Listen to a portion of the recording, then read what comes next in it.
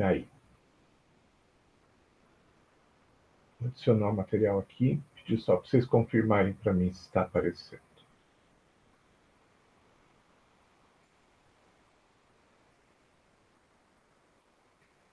Já está aparecendo? Sim. Ok, beleza. Deixa eu colocar na tela inteira, então.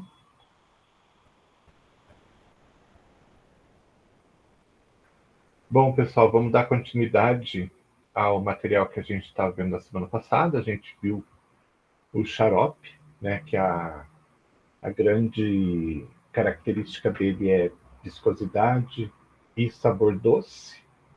Lembrando que o sabor doce pode ser por açúcar ou por algum adoçante, né, por causa daqueles indivíduos que não podem utilizar o açúcar. E além deles, a gente tem outras formas também líquidas, também soluções que têm alguma característica semelhante ao xarope, mas que por algum motivo foi descontinuado ou não tem muita saída, alguma coisa assim, mas que é interessante que vocês vejam, porque é possível que apareça um dia na literatura, em algum trabalho, alguma coisa assim. Eu acho que na vida real, no formato que está, vai ser um pouquinho difícil, mas é bom que vocês entendam que existe. Então, a gente tem um novo não, uma forma diferente, né, líquida, que são os elixires. Então, o que são os elixires? Qual que é a grande característica dele? Então, são preparações líquidas também, são límpidas, são totalmente transparentes, né?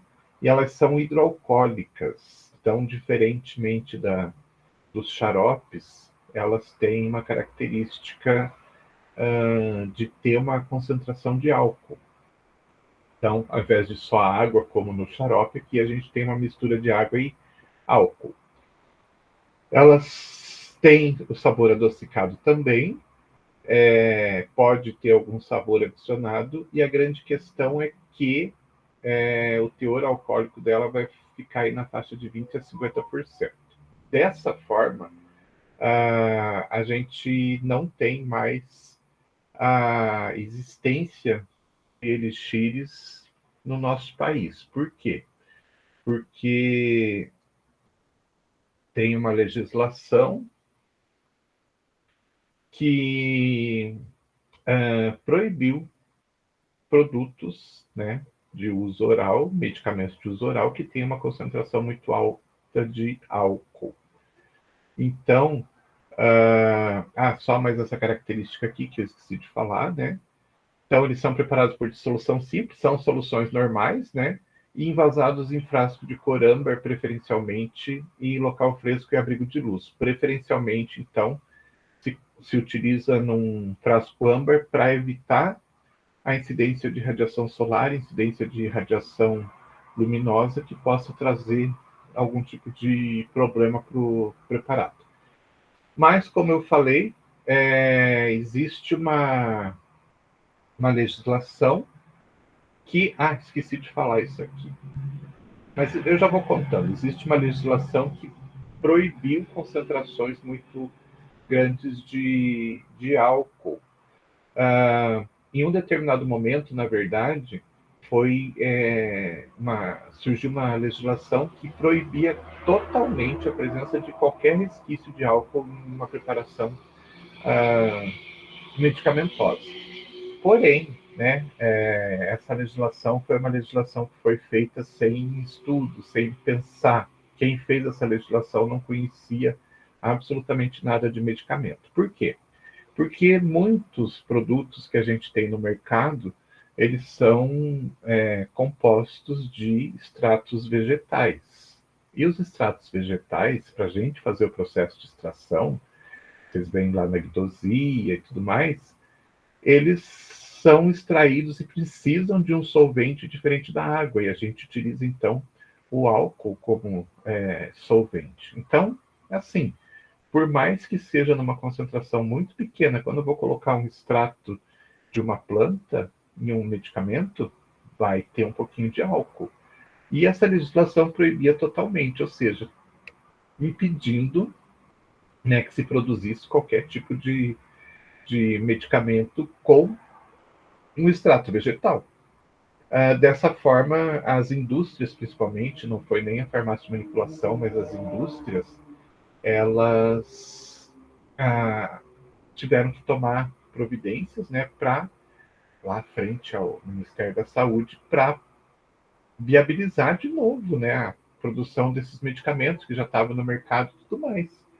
Porque proibir totalmente o álcool numa preparação é dizer, olha, você não vai fazer absolutamente mais nada, né, que tenha um extrato vegetal ou que você precise de álcool como solvente para dissolver algum princípio ativo. Então, muito produto que estava no mercado já simplesmente tinha que ser retirado.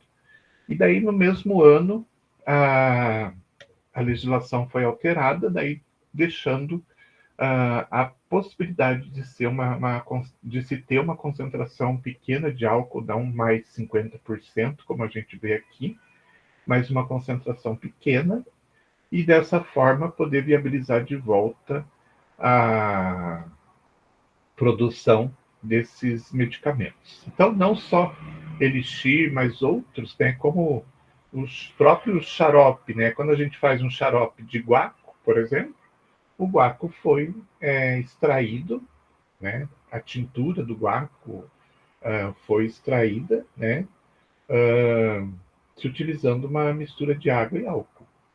Então, inviabilizaria até isso. E dessa forma, né, com a alteração da legislação, a gente agora tem possibilidade de usar, mas uma concentração pequena. Eu já mostro para vocês a legislação. No caso do Elixir, né, quando a gente tinha o Elixir nessa grande concentração de álcool, a gente podia dizer que, como vantagem, existe a possibilidade, né, de eu dissolver princípios ativos que são solúveis na água, né, porque o veículo acaba sendo água e álcool, e também aqueles que são solúveis em álcool. Tem algumas substâncias, por exemplo, que não são solúveis na água, mas são solúveis no álcool. E daí, quando eu faço essa mistura, eu consigo dissolver essa substância. Então, aumenta o leque de produtos que eu consigo dissolver, né, em relação a um produto que tenha só água ou um produto que tenha só álcool como solvente. Então, a gente aumenta aí a gama de produtos. E a desvantagem, né, pela grande concentração de álcool que a gente tem, não seria indicado para crianças e nem para adultos que têm algum tipo de problema, né,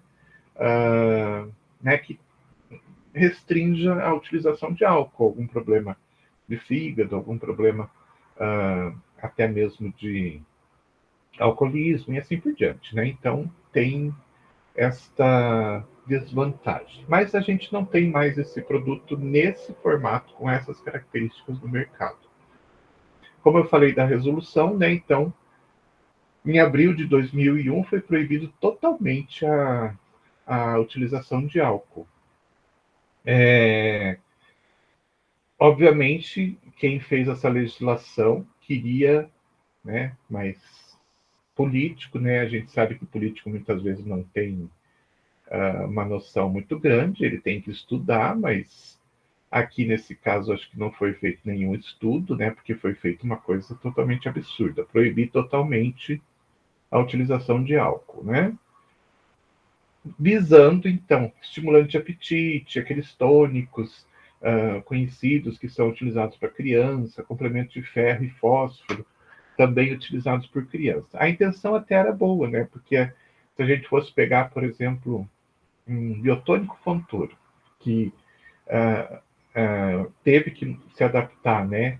Sadol, outros produtos que eram bastante utilizados para criança, né? Para estímulo de apetite, não sei o quê, eles tinham uma concentração bastante grande de álcool, e isso era administrado para criança, né? Então a intenção era boa. você estimular a criança desde pequena, né, a tomar um produto que contém uma grande quantidade de álcool, pode, né, ser que traga consequências para o futuro, né? Porém, a legislação, como eu falei, foi mal feita porque quem escreveu essa legislação não tinha noção nenhuma em relação à preparação de, de medicamentos, né? E também não deve ter estudado.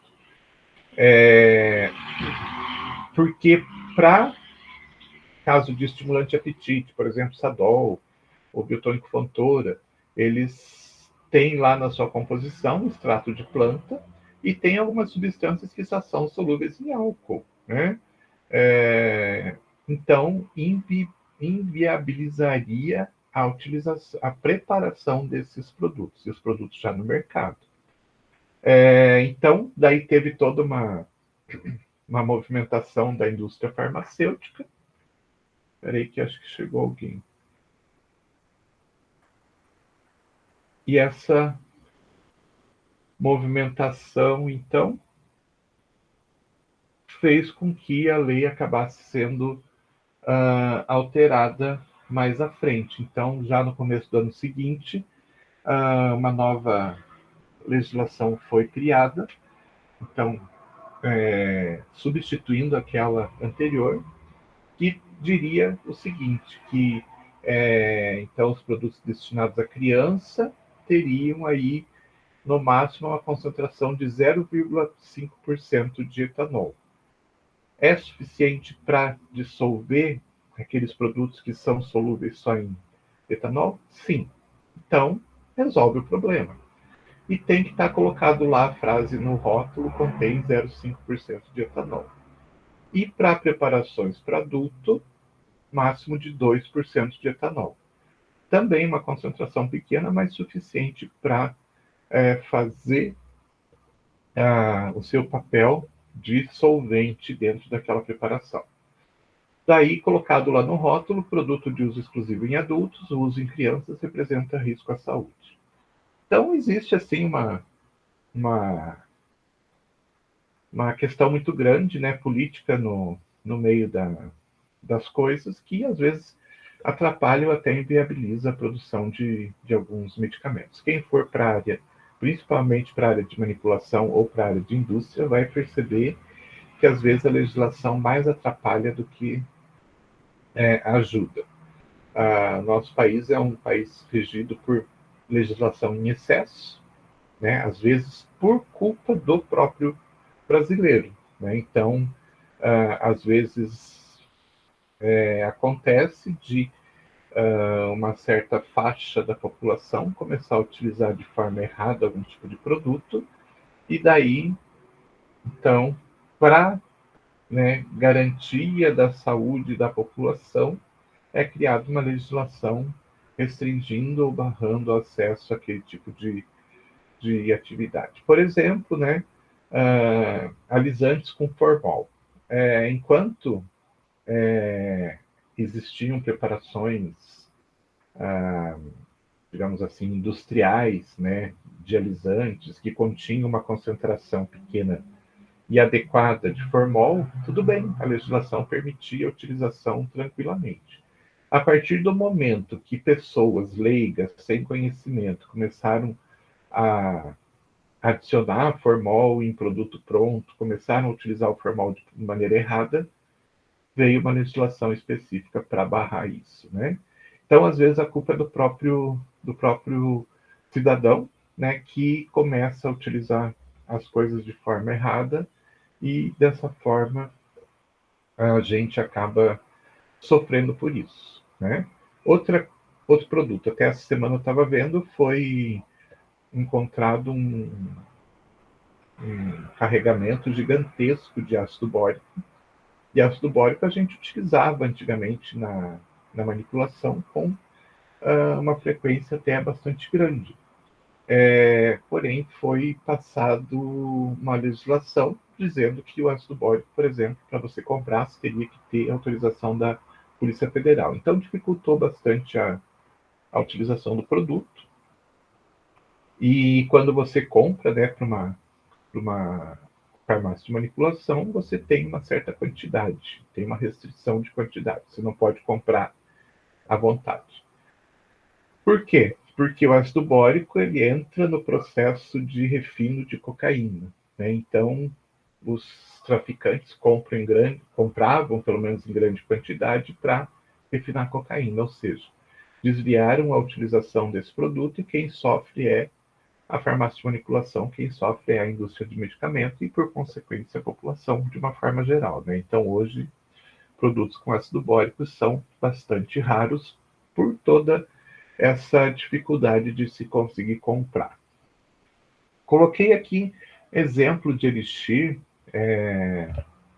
obviamente que não se utiliza mais essa preparação, é uma preparação que está lá na primeira farmacopeia brasileira de 1934, primeira, segunda, não me lembro, mas o que, que a gente vê aqui? Para fazer 1.000 ml, a gente utilizaria 230 ml de álcool. Ou seja, 23% de álcool nessa preparação, que tem vanilina, né, que é um derivado da baunilha, espírito de flor de laranjeira, que é uma forma de extração, no caso aqui da flor de laranjeira também, com uma grande concentração de álcool, o próprio álcool, o xarope de laranja amarga, que a gente poderia preparar esse xarope com laranja amarga, e a água purificada, ou seja, uma grande quantidade de álcool, né, para essa preparação, que tinha efeito estomático por causa do xarope de laranja amarga, ou seja, para melhorar as funções do estômago. Então, comeu, não está se sentindo muito bem, está sentindo que a digestão não está acontecendo de forma normal, assim, utilizava-se bastante esse xarope. Uma colher, né? Então, apesar de ser 23%, uma colher não ia ter uma grande concentração de álcool, mas tudo bem. Hoje não se faz mais, né? Um outro elixir que era bastante comum, de fenobarbital. Também, até pela própria utilização, né, desse produto, ele acabou meio que sendo restrito, né, produto controlado, tudo mais, então a gente não tem muito essas preparações. Mas tinha ali 20% de etanol, ou seja, uma quantidade também bastante alta. Então, nesse formato, a gente já não tem mais esses elixirs. Línctus. Línctus é uma solução também que praticamente não se ouve mais falar. Só que está lá na literatura, então, só para que vocês saibam da existência, o Linctus é um líquido viscoso para administração oral também no tratamento de tosse. Tem a concentração alta de sacarose, porém tem uma mistura de outros açúcares. Então não é uma preparação só do açúcar comum, né, da sacarose. Então tem outros açúcares no meio, que traz uma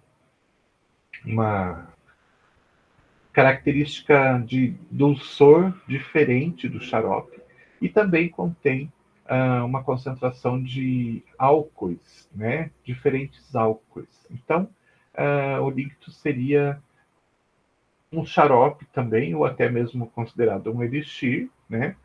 Só que com uma concentração diferente de açúcares e vários açúcares diferentes, né? E vários álcoois diferentes. Dessa forma, teria como resultado o que a gente chama de limpos, mas também não se utiliza mais. Aí a gente sai das soluções e passa para as suspensões. Então, suspensão, né, já tem característica diferente da solução. A solução, enquanto o princípio ativo ou as substâncias que a gente vai adicionar em um determinado solvente, elas se dissolvem completamente naquele solvente e acabam se incorporando no solvente e desaparecem visivelmente. As suspensões não, as suspensões, ao contrário, elas vão ter, né, uma substância, um sólido que não se dissolve no solvente. Então, ele fica né, separado do solvente. Vocês podem ver bem aqui nessa foto que a gente tem, então, o sólido na parte de baixo do frasco e o líquido na parte de cima. O sólido acaba se separando totalmente e se depositando lá no fundo do frasco. Por quê? Porque ele é sólido, ele não se solubiliza ali dentro, então a tendência dele, pelo fato de ele ser mais pesado que a água, geralmente, né, a tendência é ele se depositando e caindo para o fundo do frasco, se depositando lá no fundo. Então, é um tipo de forma farmacêutica líquida que a gente precisa agitar esse produto na hora do preparo, sempre. Porque senão o que vai acontecer? Se eu não agitar, nesse caso é um injetável, né? Ah, eu vou pegar o quê? Eu vou pegar somente, né? Se eu for fazer uma dose e não fizer agitação, vou pegar o quê? Vou pegar somente o solvente que está ali. Ou se eu virar o frasco, né?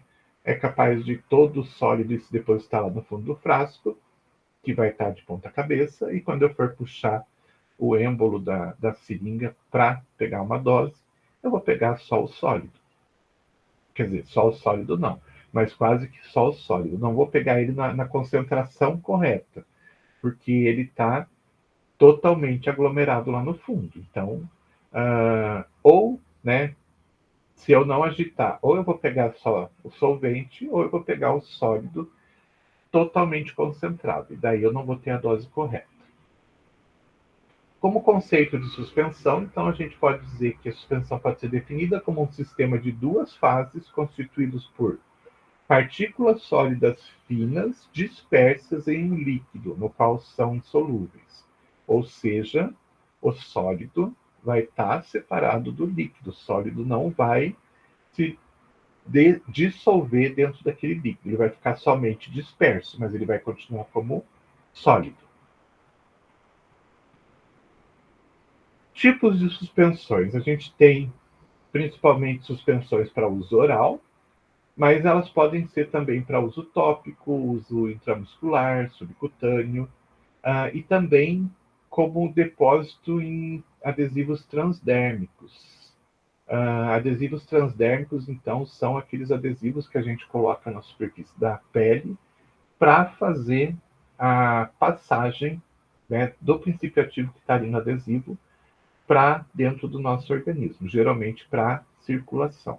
Então, quem conhece, por exemplo, o Nicotin adesivo, ali naquele adesivo tem uma dispersão, né? Então é uma suspensão que está colocada ali no adesivo, que você deixa então ele em contato com a pele e ele vai transferindo a nicotina para dentro do organismo, cai na circulação. A nicotina então começa a fazer parte da circulação, é distribuído para o organismo inteiro, e dessa forma o organismo fica saciado da necessidade de nicotina. E é feito da forma de suspensão também. Então tem um preparo especial para isso, e dessa forma é feita uma suspensão e esse produto entra para dentro do nosso organismo. É melhor do que ficar fazendo um processo de injeção intramuscular, por exemplo. É mais prático. E esse adesivo ele vai liberando aos poucos a substância que está ali naquele adesivo, né? Então, fazendo com que a liberação seja lenta e prolongada. Então, né, vocês vão encontrar suspensão tanto para uso oral como para outros usos. Para uso oral, por exemplo, é só olhar aquelas suspensões de hidróxido de alumínio que a gente tem na farmácia, né? Que se você deixar aquela suspensão parada por bastante tempo, ela vai ficar exatamente do jeito dessa foto aí. Uma parte branca separada embaixo e um líquido mais transparente na parte de cima. Por quê? Porque o hidróxido de alumínio ele não é solúvel, não sei se é água ou solvente, mas é bem provável que seja água, uma mistura de água com algum outro solvente, mas ele não é solúvel. Então, se você deixar parado, ele vai se depositar todo no fundo. Daí a gente vai, na hora de fazer o preparo, né, vai tomar o hidróxido de alumínio. Você tem que agitar bem a solução para que aquele sólido se espalhe de forma homogênea dentro do nosso líquido. E quando a gente colocar numa colher para tomar uma colher daquele líquido, ela esteja homogênea e esteja com a dose correta. Se não, né, se eu não agitar, o que vai acontecer? Eu vou virar esse líquido aí numa colher, só vai vir o solvente, porque o sólido vai continuar tudo depositado lá no fundo. Então, sempre tem que ter agitação. Intramuscular também, se vocês olharem, por exemplo, a bezetacil, né, quando você... A bezetacil, ou tem outras que elas precisam ser agitadas na hora de fazer a aplicação, porque elas não se dissolvem, elas ficam suspensas ali. E daí, quando eu puxo o líquido para dentro de uma seringa, se não estiver bem agitado, é capaz de parte do material ficar retido dentro do frasco. Então, preciso agitar bem e daí puxar o êmbolo para puxar para dentro da seringa.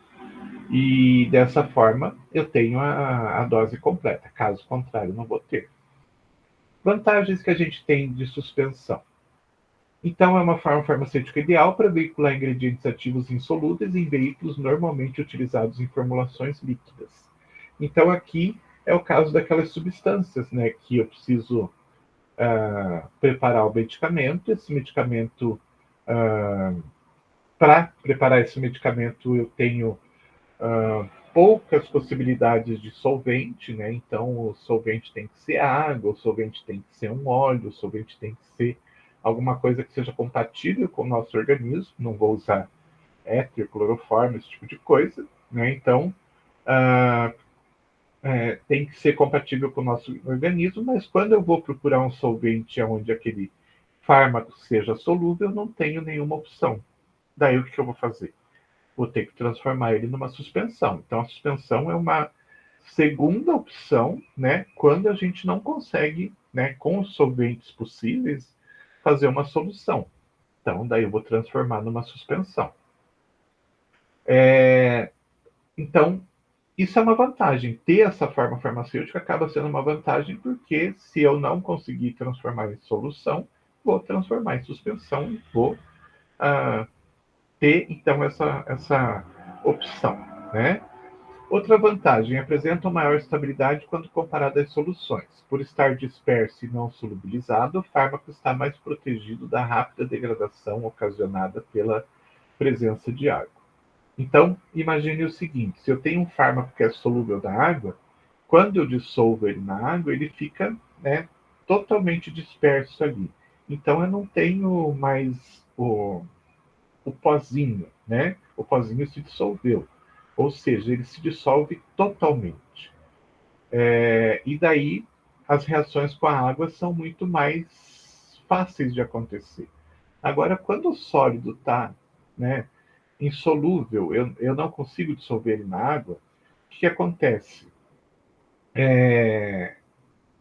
Esse fármaco ele não se dispersa na água, então a água só vai conseguir reagir com as partes aonde ela se encosta nesse, nesse pozinho, digamos assim. Então, a gente tem que imaginar que aquele pozinho é um aglomerado de várias moléculas de um determinado fármaco, e elas estão ali, como elas estão em uma forma de pó, elas estão ali todas aglutinadas, todas aglomeradas. Então, o que acontece? A água só consegue reagir com a parte externa dessa partícula, desse grãozinho de pó. Então, as reações são muito menos frequentes, então são muito menos rápidas do que quando a gente tem o produto totalmente dissolvido. Então, a gente já pode dizer que as suspensões elas são mais estáveis, né, do que as soluções, porque a reação com a água é muito menor. Então, demora muito mais para que se tenha, né, todo aquele sólido reagindo com a água.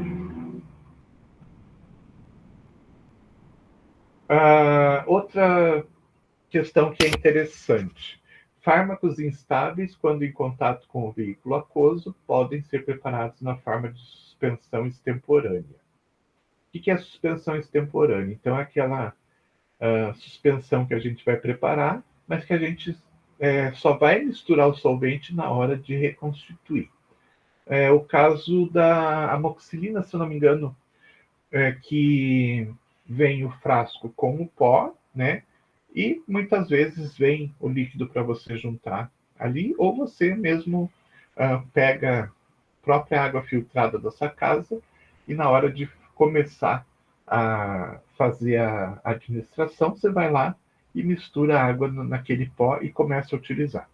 Então, no caso da amoxicilina, vem somente o pó, porque existe uma questão de instabilidade muito grande da amoxicilina com a água. Então, as reações são muito rápidas e em pouco tempo, se em contato com a água, ocorre uma desestabilização total do produto.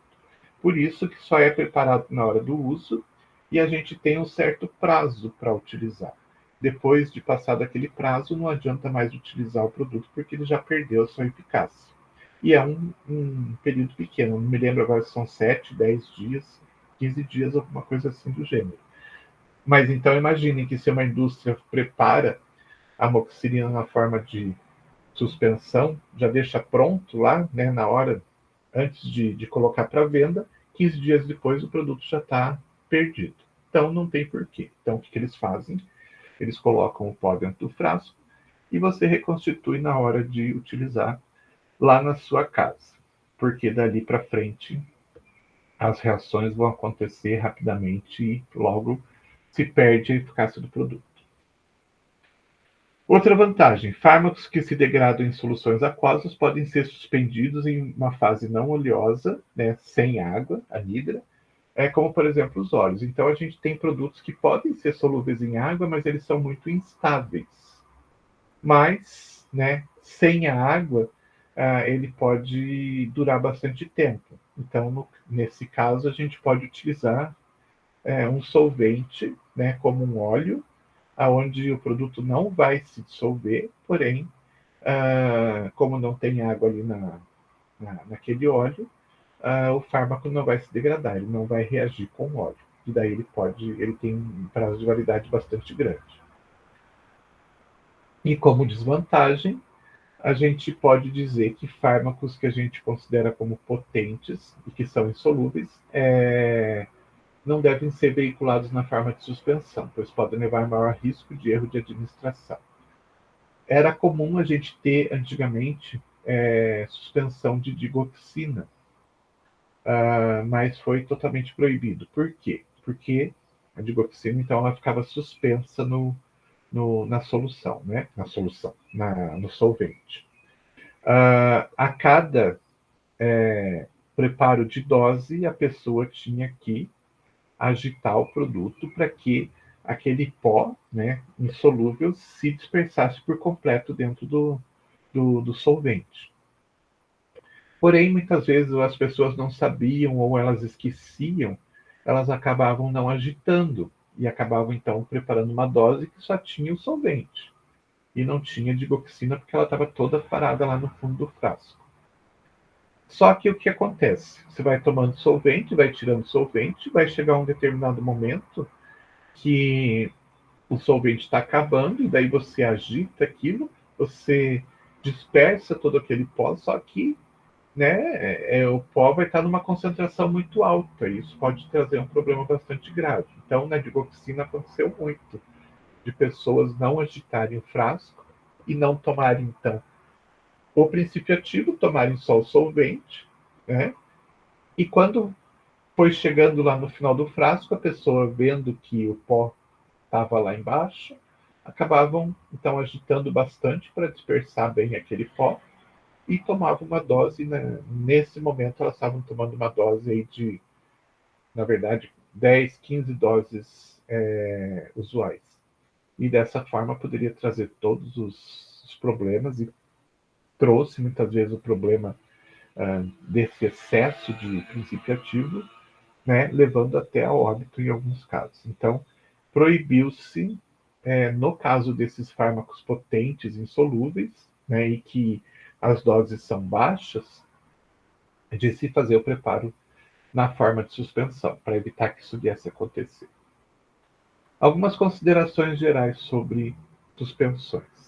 Suspensão tem que permanecer homogênea pelo menos o tempo necessário para remover o medicamento do frasco e administrar.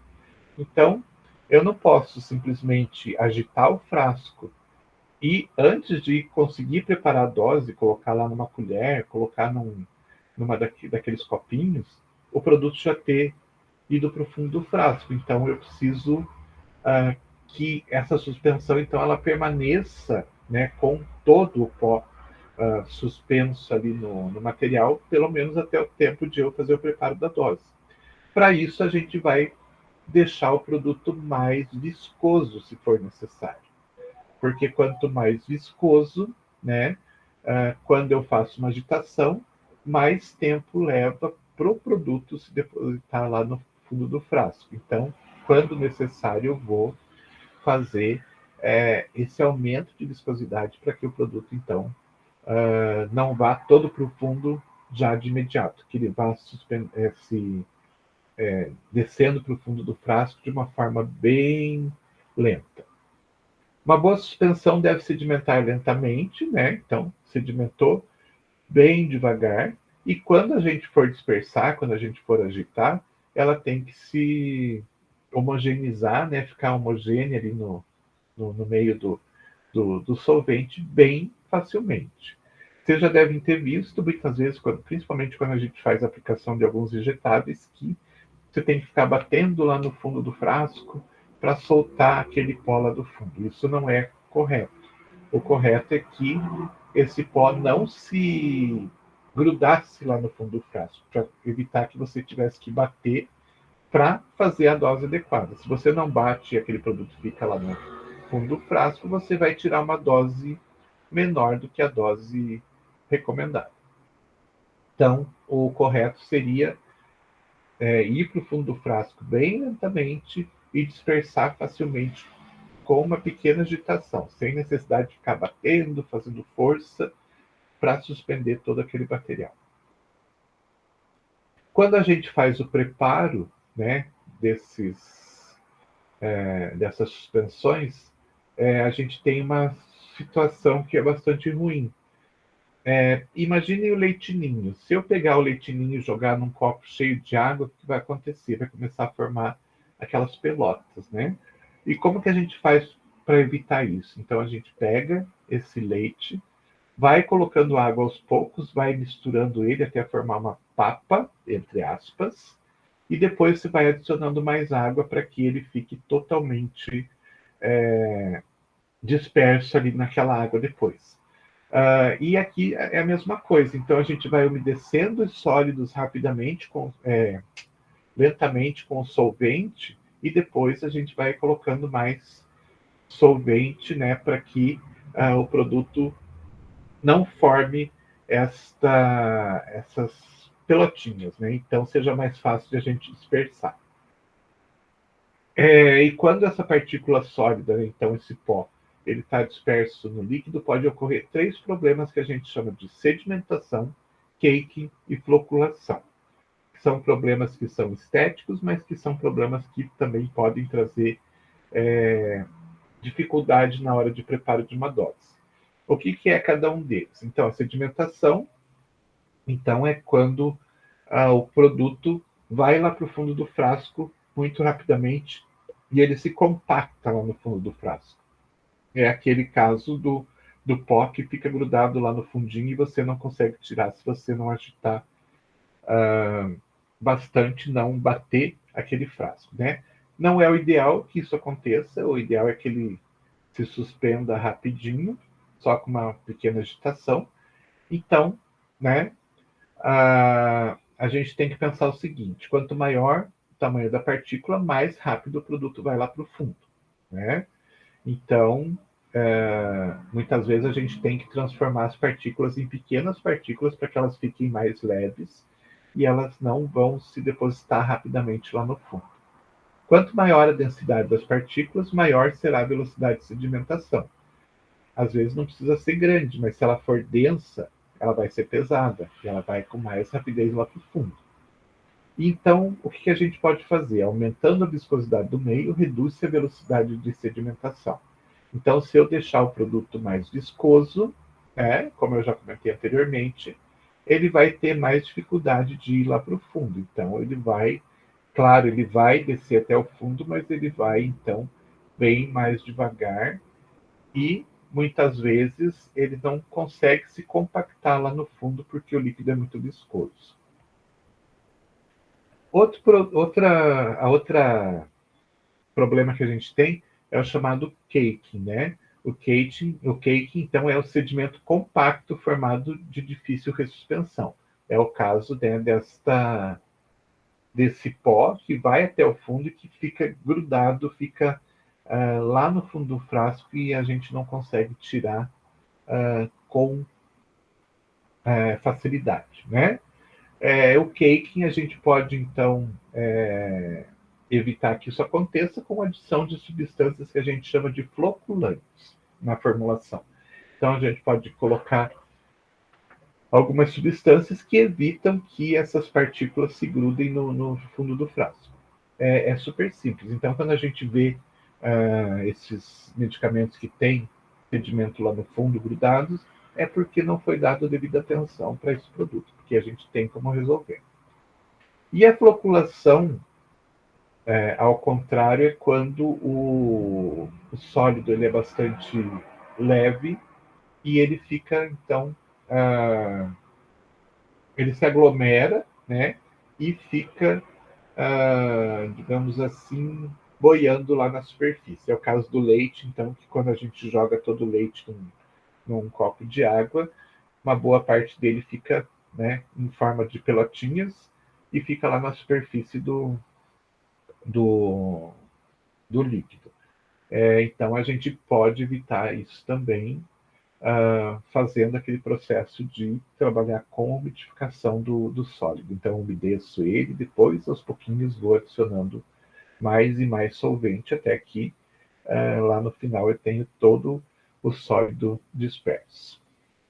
Composição básica de uma suspensão é o fármaco, né?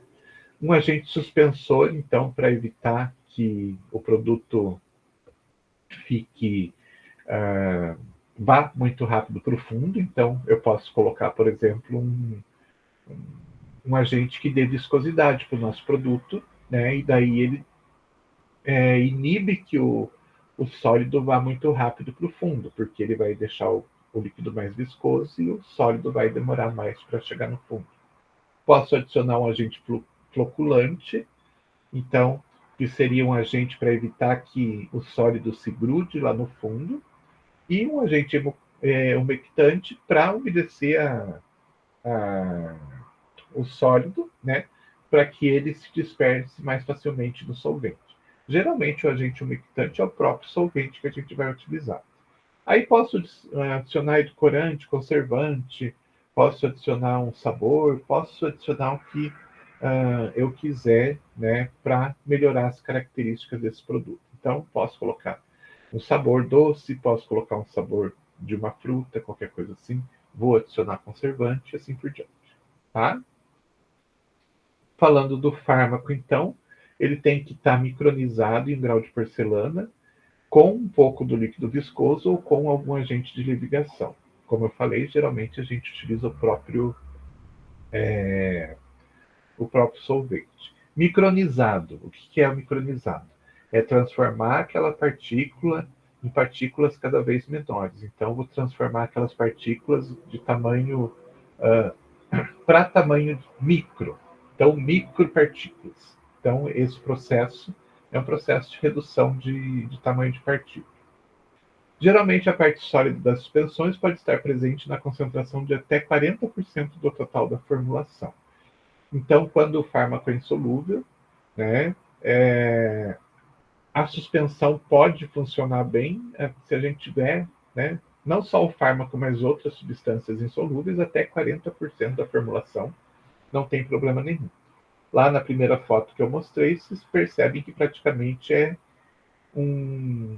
uma proporção mais ou menos assim. Se você for olhar, você vai ter líquido, né, só o solvente na parte de cima e mais ou menos uns 40% de sólido na parte de baixo. Agente suspensor. Então, ele vai aumentar a viscosidade e retardar a sedimentação. Aqui alguns exemplos de agentes suspensores que a gente utiliza no dia a dia. Então, alginato de sódio, bentonita, carbopol, carboximetilcelulose, aerosil, natrozol, silicato de magnésio e as concentrações aqui geralmente utilizadas para cada um desses diferentes agentes suspensores. Agentes floculantes, então aquele que é para evitar a formação lá daquele depósito difícil de tirar do fundo do frasco. A gente pode utilizar também, a gente tem várias, né, possibilidades. Então pode utilizar lauryl sulfato de sódio de 0,1%, polisorbato 80, de 0,1 a 3% e assim por diante. Podemos ser até o cloreto de sódio. Às vezes algumas suspensões, né, 1%, não é muita coisa, mas a gente sente aquele fundinho levemente salgado, porque foi utilizado o cloreto de sódio. Agentes umectantes, então, aqueles que vão ajudar a umedecer o princípio ativo, né? E vão ajudar, então, a dispersar ele depois. Pode ser glicerina, sorbitol, propileno glicol. De uma forma geral, a gente vai utilizar o próprio solvente que a gente vai utilizar na formulação. Mas pode ser esses outros solventes aí também. Veículos que a gente geralmente utiliza, ou água ou óleo. E, obviamente, veículos contendo agentes suspensores, que são veículos que a gente compra pronto, né? As farmácias de manipulação, quando vão fazer suspensão, geralmente elas já compram o produto pronto, de forma a facilitar a vida, ao invés de ter que preparar todo o veículo, já se compra o veículo pronto. E esses veículos, então, já vêm com o sistema suspensor, né? Então ele já tem a viscosidade correta, daí já está adicionado conservante, edulcorante, estabilizante, sabor, muitas vezes. Então já vem realmente pronto. Até coloquei aqui alguns exemplos. Polvix 200, né, que tem então todas essas características. Suspen Plus também tem todas essas características e dessa forma facilita a vida de quem trabalha na farmácia de manipulação, que não precisa fazer toda essa formulação, colocando então o veículo em si, né, a água, digamos, adicionando as diversas substâncias, preparando toda a base da suspensão para depois colocar o princípio ativo ali em cima, né, e suspender ele. Não, já tem o produto pronto, só vai lá e suspende o princípio ativo. Então facilita bastante a vida, pensando que ah, tempo que a gente consegue eliminar dessas tarefas, né, pode ser bastante útil para outras tarefas. E para uma farmácia de manipulação, o tempo é bastante importante. Finalmente, terminando a parte das formas farmacêuticas líquidas, espera aí que chegou alguém. A gente tem as chamadas emulsões orais. Então, o que são as emulsões orais? O próprio nome já diz, são emulsões para uso oral. Então, não sei se vocês vão lembrar, mas eu falei lá atrás, quando a gente falou das diferentes formas farmacêuticas, que a gente tem as emulsões consideradas orais e as emulsões que são formas farmacêuticas líquidas, né? E as emulsões que geralmente a gente utiliza como creme, loção, né?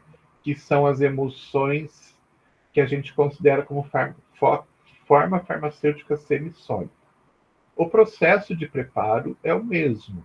Então, se eu faço uma emulsão para uso oral, ou se eu faço uma emulsão para uso tópico, por exemplo, vou fazer um creme, o processo é o mesmo. O que vai diferir são as substâncias que eu utilizo. Aqui, nas emulsões orais, eu vou poder utilizar somente substâncias que possam ser ingeridas, né? São orais. E lá, nas emulsões tópicas, não necessariamente. Então, eu tenho mais opções de substâncias que eu posso utilizar, já que eu não vou ingerir, né? Então eu tenho mais opções de substâncias. O preparo é mais ou menos o mesmo, mas as substâncias que compõem que são diferentes. O que são as emulsões, então? São sistemas heterogêneos, termodinamicamente instáveis, aonde ocorre dispersão íntima de líquidos que são immiscíveis. Basicamente, então, quando a gente fala de uma emulsão, a gente está falando que a gente vai pegar água e substâncias que dissolvem na água, e óleo e substâncias que dissolvem no óleo, que por meio de aquecimento, agitação e adição de uma substância que a gente chama de agente emulsionante, a gente pode chamar de tensoativo, são vários os nomes que a gente pode dar para essa substância, a gente vai ter como resultado uma emulsão. Um exemplo bastante simples. Na casa de vocês já devem ter preparado, espero, né, que saibam cozinhar, uma maionese. O que é a maionese? Maionese não é uma mistura de uma quantidade bastante grande de óleo com uma certa quantidade de água, que pode ser, muita gente coloca como suco de limão, ou vinagre, né? Que é feita uma mistura e aquelas duas substâncias que inicialmente não se misturariam, elas não viram creme. Então a emulsão basicamente é isso. Fazer uma maionese é fazer uma emulsão. Eu vou ter substância aquosa, né? Água ou outra substância que se dissolva na água, no caso do suco de limão ou do vinagre, e vou ter óleo. Aí o óleo de soja, óleo de, sei lá, milho, azeite de oliva, qual você quiser, tem característica de óleo. Quando eu faço um processo de a agitação desses dois e coloco o ovo, né? Eu coloco a gema do ovo, eu consigo fazer com que esse processo se transforme num creme. Se eu não colocar o ovo, não vai acontecer essa situação. Por quê? Porque o ovo faz um processo, ele tem uma substância ali dentro chamada lecitina, que faz um processo de ligação entre as pequenas gotículas de água com as gotículas de óleo. E dessa forma a gente tem a formação da emulsão. Já vou mostrar numa representação, num desenho, como que isso funciona. No caso dos produtos, né, farmacêuticos, a gente vai precisar aquecer esses produtos para conseguir formar esse creme. A gente vai precisar agitar esses produtos.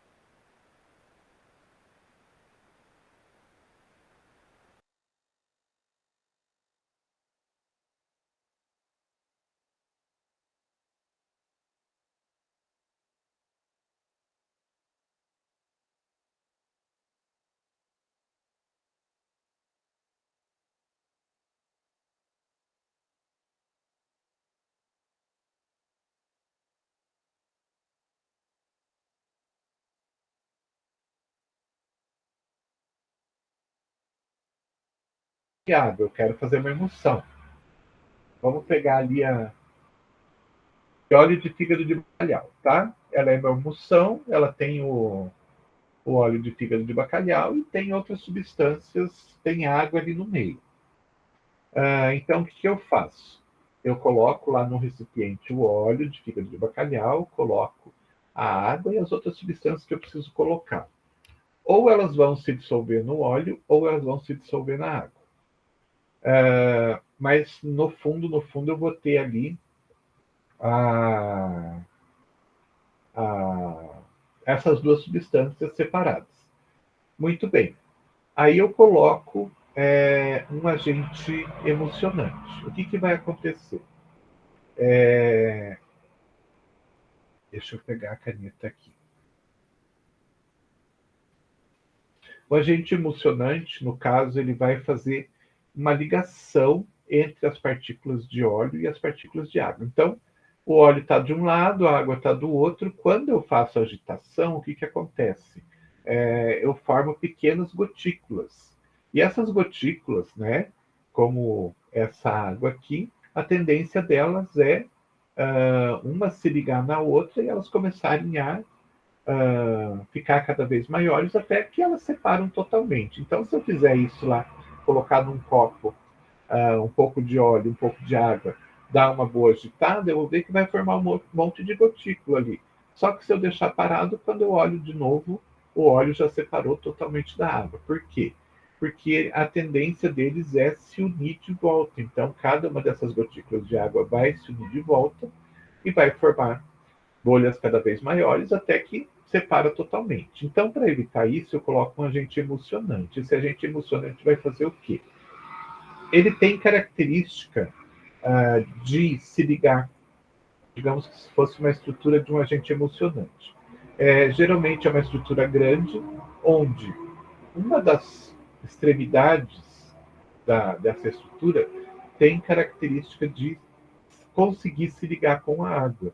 E a outra extremidade, ela tem característica de se ligar com o óleo. Então, o que acontece? Quando eu coloco esse agente emulsionante, ele vai se ligar tanto com a água quanto com o óleo. E daí o que vai acontecer? Vai imobilizar essas gotículas. Dessa forma, o que vai acontecer? Essa gotícula de água, ela está imobilizada aqui, então ela não consegue chegar nessa outra gotícula e se juntar novamente para, né, formar bolhas cada vez maiores. Então, isso aqui fica estável. E a gente, no final das contas, né, a gente percebe no microscópio assim, uma gotícula de óleo cercada de água. Ou ao contrário, quando a gente tem um outro formato que o óleo que reveste a água. Mas são estruturas estáveis, elas ficam estáveis. E dessa forma, quando a gente olha a olho nu, como que a gente percebe essas ligações aqui? Na forma de uma emulsão. Então, a formação da emulsão, a formação de um creme ou a formação de uma loção, né, indica que essa situação aconteceu lá a nível microscópico. A gente não consegue ver a olho nu essa formação, porém, se a gente pegar ela no microscópio, a gente vai ver que, no final das contas, tem água envolvendo o óleo ou tem óleo envolvendo água. E dessa forma, a gente, então, visivelmente, a gente consegue ver isso com a formação da emulsão. E daí, né, o agente emulsificante ele vai também fazer com que ocorra uma ligação em cada uma dessas partículas de água, aqui no caso, impedindo que esse óleo se ligue com outra partícula de óleo. E dessa forma, a gente tem essa estrutura estável. Tá? Então, se a gente olhar no microscópio, a gente vai ver isso. Várias gotículas de óleo cercadas por gotículas de água ou cercadas por uma fase, na verdade, de água. E daí o agente emulsionante não permite que esse óleo se ligue com outro óleo, como não permite que a água se ligue com outra água.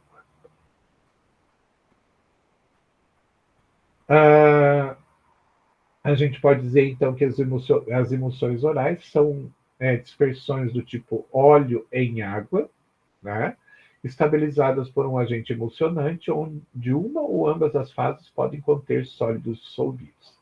Então, voltando aqui, né, nesse desenho, eu posso ter um princípio ativo que ele se dissolve aqui dentro do óleo. Ou posso ter um princípio ativo que ele se dissolve aqui dentro da água. E daí, quando eu estou preparando esse material, eu tenho muito mais possibilidade, porque eu posso, então, colocar, por exemplo, um hormônio que se dissolve em óleo aqui, e posso colocar um princípio ativo qualquer que é solúvel em água aqui, e consigo colocar os dois na mesma formulação. Se eu fosse fazer uma solução ou uma suspensão só com óleo ou só com água, eu não conseguiria juntar esses dois produtos na mesma formulação. Então, quando eu tenho essa forma farmacêutica, eu tenho muito mais possibilidade de adicionar diferentes produtos que normalmente em um solvente só eu não conseguiria adicionar. Vantagens das emulsões orais. Permitem a administração de fármacos líquidos, né? Então, eles continuam sendo líquidos. Ah, são oleosos, permite a administração de fármacos líquidos oleosos, desculpe, está errado ali, e de fármacos sólidos lipofílicos. Então, eu consigo colocar substâncias oleosas e fármacos que são dissolvidos no óleo, e também sólidos que têm característica de se dissolver ali no, no óleo. Emulsões orais apresentam maior palatabilidade. Então, vou pegar aqui o exemplo de novo do óleo de fígado de bacalhau. Para pessoas mais velhas, é fácil de entender. Então, a gente tinha o quê? Antigamente, a gente tinha só o óleo de fígado de bacalhau sem sabor nenhum. Então, era gosto de óleo de fígado de bacalhau mesmo. Porém, o sabor da emulsão de Scott original, ela acabava sendo menos ruim do que você tomar o óleo de fígado de bacalhau sozinho. Então, a transformação do óleo de fígado de bacalhau em uma emulsão de óleo de fígado de bacalhau já foi uma vantagem bastante grande. Por quê? Porque o fato de a gente transformar aquilo numa emulsão diminui o sabor desagradável de algum componente, no caso o óleo de fígado de bacalhau. Então, para quem é bem mais antigo, né, existia a possibilidade de tomar o óleo puro. Quando transformaram em emulsão, ficou muito mais fácil de tomar, porque desaparece uma boa parte do sabor. Porque o óleo, no final das contas, ele está misturado ali no meio. Então, ele não está totalmente. Não está sozinho, então ele está dissolvido ali, dissolvido entre aspas, né? Mas ele está disperso ali no meio. Então, a, o nosso organismo, a nossa língua, né, acaba não reconhecendo todas as gotículas de óleo de fígado de bacalhau. Quando eu tomo óleo puro, vai se grudar, né, aquele óleo vai se grudar em toda a minha língua e eu vou sentir um gosto bastante forte. Como, no caso da emulsão, as pequenas gotículas de óleo elas estão dispersas ali, quando se deposita na minha língua, algumas só vão se depositar, outras vão. A outras partes vão estar, né, revestidas de substância aquosa. Então, o revestimento que dá na minha língua é menor em relação ao óleo. Dessa forma, o sabor fica menos acentuado. E daí, né, percebeu-se que se fosse flavorizada, ficaria muito mais fácil ainda de se administrar. Então, a partir de um determinado momento, perceberam que se desse um sabor para a emulsão de Scott, ela ficaria um pouco menos ruim de se tomar. Não que ela fique boa, mas o sabor de morango ou de laranja que tem diminui ainda mais aquele gosto ruim do óleo de fígado de bacalhau. E outra vantagem que a gente tem é que a gente pode fazer uma suspensão, né? Ao invés de fazer uma dissolução de um fármaco ou no óleo ou na água, eu posso fazer uma suspensão de fármaco no óleo ou na água e esse produto ficar suspenso ali no meio das gotículas também. Então, as emulsões elas são bastante interessantes porque elas dão várias possibilidades. Desvantagem é que elas são termodinamicamente instáveis. Então, eu tenho que tomar bastante cuidado com a conservação do produto, né? Se eu deixar o produto num ambiente muito quente, por exemplo, pode ocorrer o processo de desestabilizar essa emulsão e fazer o processo de separação de fases de volta. Então, eu tenho que tomar bastante cuidado com a temperatura, porque senão vai chegar um determinado momento que, infelizmente, o agente emulsionante ele vai começar a se descolar da água e do óleo, vai liberar as partículas e vai começar um processo de separação. Mas caso a gente armazene em temperatura ambiente adequada, não tem problema. mas eu não posso permitir um aquecimento muito grande. Características ideais. Então, as gotículas, né, elas vão precisar ser bastante pequenas, então entre 0,1 e 10 micra. E a gente consegue essas gotículas muitas vezes só com o processo de agitação. Elas não podem agregar e fazer o processo de separação, né? Então não pode, em determinado momento, a água começar a se juntar de um lado e o óleo começar a se juntar do outro. Não deve fazer o processo que a gente chama de cremagem, que é uma formação de nata. Não sei se vocês já perceberam algum creme que de repente é uma loção que vocês deixaram aberta e começou a formar uma espécie de nata mais resistente em cima. O que acontece? Começa a evaporação da água, né, para o ambiente, e daí começa a ficar mais concentrado de substância oleosa ali na superfície. E daí essa concentração de substância mais oleosa deixa o produto mais consistente ali na superfície. Então a gente tem que evitar que isso aconteça. E uma sedimentação muito lenta. A gente não pode ter sedimentação também da fase oleosa. Tá? Então, são características ideais para esse tipo de produto. Composição básica das emulsões orais, então, seria a parte da água, a parte do óleo e o agente emulsionante, né, ou emulsificante. Além disso, a gente precisa colocar agentes antioxidantes quando a gente for trabalhar com certos tipos de óleos que oxidam com facilidade. Então, eu não quero que a minha emulsão oxide, então vou ter que colocar um antioxidante. Conservantes, obviamente, para manter esse produto por bastante tempo. E posso adicionar flavorizantes, corantes, para dar um sabor melhor, dar um aspecto melhor e assim por diante. Então, como eu comentei com vocês, né, a nosso agente emulsificante, ele teria, então, seria representação dessa estrutura aqui, ele teria uma porção que a gente chama de hidrofílica, então, que se liga com a água, né, e uma porção hidrofóbica ou lipofílica, que é a mesma coisa, que seria uma porção que se liga com o óleo. E dessa forma, a gente faz aquele processo, então, de ligação de gotículas de óleo com ligação de gotículas de água. Só para vocês saberem, a gente tem agentes emulsificantes que são de origem natural. Eu comentei com vocês da lecitina, né, por exemplo, mas a gente tem aí vários produtos diferentes que já estão na natureza ou que foram transformados de uma forma semissintética em laboratório, mas que tem origem natural, como os polissacarídeos, como origem natural, então goma arábica, goma draganta, amido, pectina, goma carragena ou carragenana. Polissacarídeos, então, que tiveram alguma alteração em laboratório, carboximetilcelulose, metilcelulose, e substâncias contendo esteróis, então, substâncias que contêm substâncias oleosas, cera de abelha, lanolina, álcools de lanolina. Isso é só para vocês terem uma noção, tá?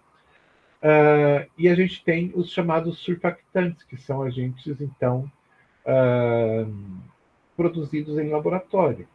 Daí a gente tem lá com diferentes características. Não iônicos, sem cargas, para não interferir no processo, aonde eles vão atuar em emulsões óleo em água ou água em óleo. Então, aquela, como eu falei para vocês, pode ser que seja água envolvendo o óleo ou óleo envolvendo a água. Esses surfactantes, eles têm características aniônicas e catiônicas, ou seja, têm cargas ou negativas ou positivas, né? Desculpe, geralmente eles não têm carga, mas eles são compatíveis com substâncias que têm cargas positivas ou negativas. São resistentes à mudança de pH, e como exemplos a gente tem glicóis, éster de glicerol, polissorbatos, ésteres e ésteres de polietilenglicol, álcoois graxos superiores, álcool polivinil, etc. Só para vocês terem uma noção. Uma característica interessante no preparo de emulsões orais. Então, dependendo do tipo de óleo que a gente vai utilizar na nossa na nossa emulsão, a gente vai ter diferença no processo de produção.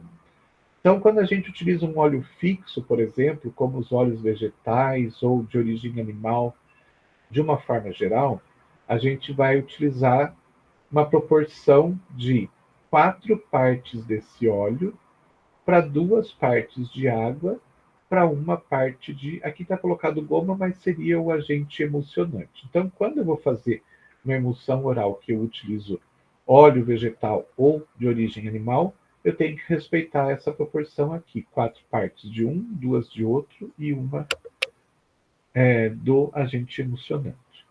Se for óleo mineral, né, já passa para 3 partes de óleo, 2 de água e uma de goma. Se for um óleo volátil, como os óleos essenciais, óleo essencial de canela, de menta, de hortelã e assim por diante, a proporção é 2 para 2 para 1. Se for um óleo resinoso, como óleo de copaíba, 1 de óleo para 2 de água para 1 de goma.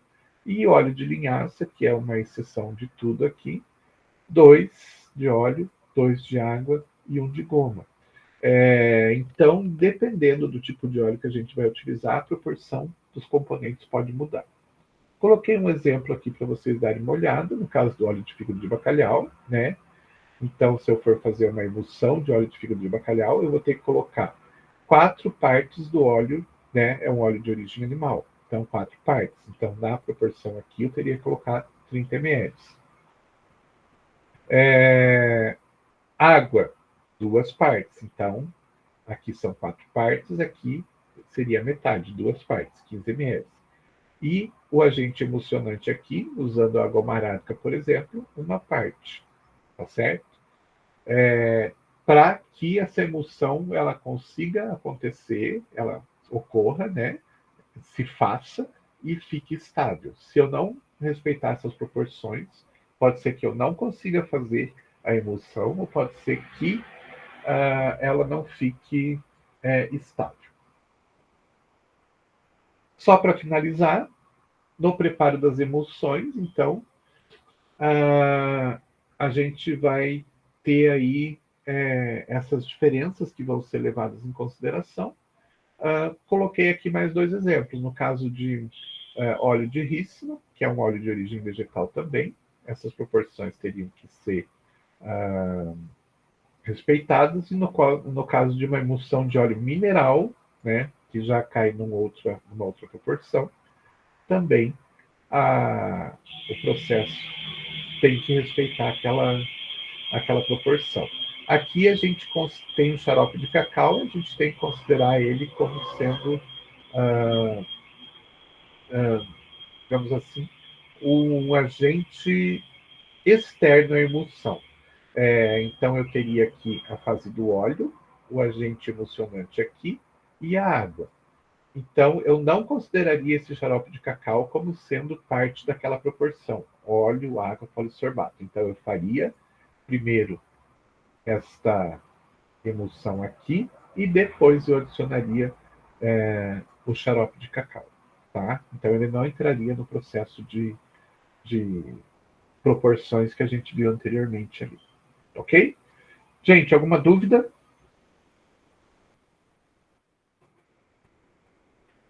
Prof, nós vamos ter que fixar todas essas definições das substâncias? Não, não. É só para vocês saberem. E irem se acostumando com esses nomes. Tá? Nome de matéria-prima, não, esqueça. Vocês precisam sim entender, né, que tem, por exemplo, um agente emocionante que vai fazer essa ligação. Vocês precisam entender que para fazer uma emulsão eu preciso de óleo, de água e desse agente. Mas não precisa saber de nome, não, nada disso.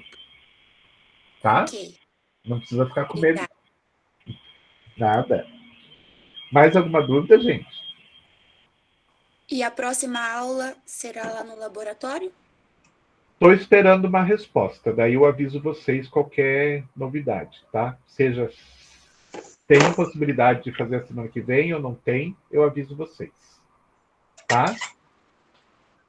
Professor, a